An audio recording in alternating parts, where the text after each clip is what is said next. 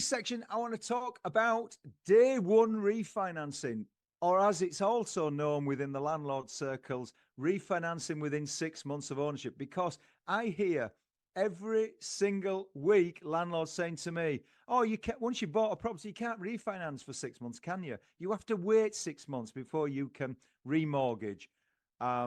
And I really want to dispel that myth today because there's 3 exceptions I want to talk through. So again, if you want to write this down, because this is important, if you are thinking of buying a property and it's possible or likely that you may want to refinance sooner than later, then you want to be making some notes on these 3 exceptions. So exception number 1 is where a typical example might be if you've inherited a property or if you've bought a property for cash. Let's say the reason you bought it for cash is that the vendor really wanted a quick sale. Nothing wrong with the property. Maybe there's a lot of demand for it and you happen to be in a position where you have the cash to buy it outright. So you say, look, I'll buy it for cash and I'll complete within a few days or a couple of weeks just so that you secure that property because it really did suit you. Maybe it's the location, maybe it's next to schools, whatever it happens to be. So those are sort of 2 examples of when you might be buying for cash, but then you want to pull that cash back out, don't you? Or if you've inherited it, you then might want to take the equity out and, maybe distribute it amongst family or use it for some other purpose, and you don't want to wait that 6 months. So there's the first tranche of lenders that say, we're okay with that. If let's say you acquired that property for £200,000, then we'll allow you to refinance that and we'll use £200,000 as the market value. Even if you might think it's worth more, the lender says, £200,000, that's what you bought it at. Or if you inherited it, that's the value that we put on it at that time, or goes on to land registry, then that's the figure that we will use to refinance. And if it's a buy-to-let, then you probably get 75% of the 200K, so you can maybe pull out 150,000. And for some of you, you might be really happy with that. As long as you get that 150K out, that suits your purpose, and on you go. Okay. Now, what about properties where you want to add some value to it? Let's say, there's cellars, there's attics to convert.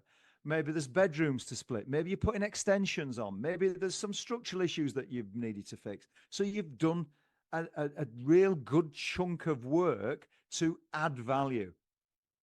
And you want to pull some of that value back out. Now, I'm splitting this now into 2 sections. The first section is we've got a chunk of lenders that say, yes, we'll consider that scenario, but here's the thing. We want you, Mr. or Mrs. Landlord, to give us the invoices from the work that's been done on the property. So you bought for £200,000, you've done £20,000 worth of work. You've got £20,000 worth of invoices. So this category of lender says, we'll assume the value to be £220,000. We don't care. We're not going to listen to you if you think that it's worth 250 or 300.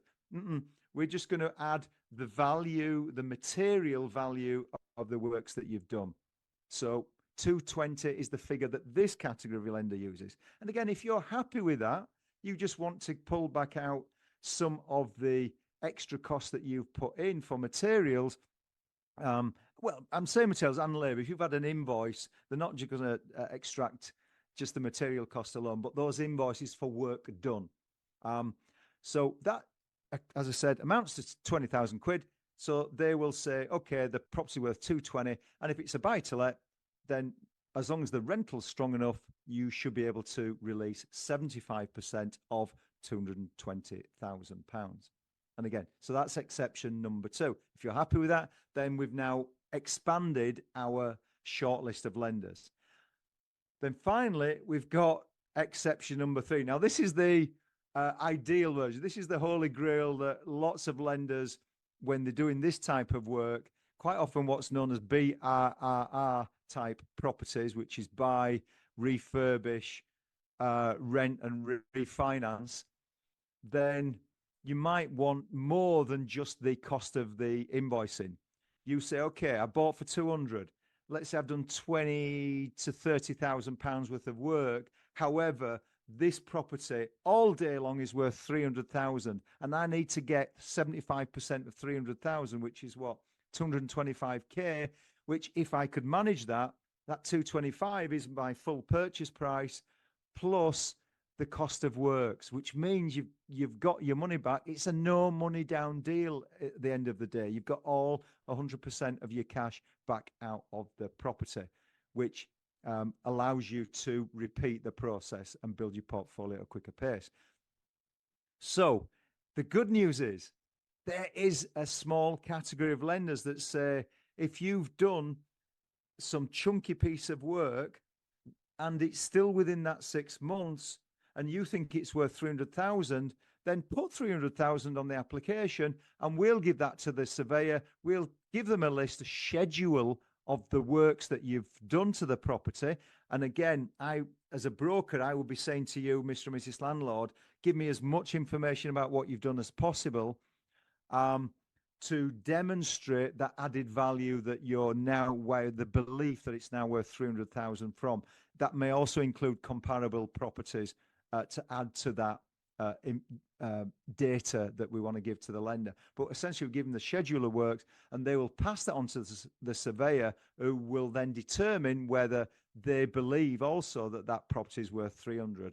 And this category of lender, if the surveyor says, yes, it's worth 300, we'll give you 75% of the 300k, so long as we tick all the other boxes and about affordability, etc.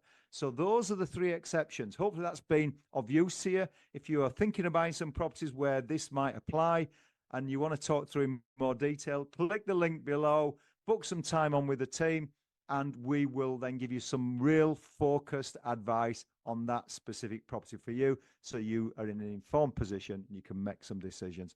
So I hope that has been of value to you today.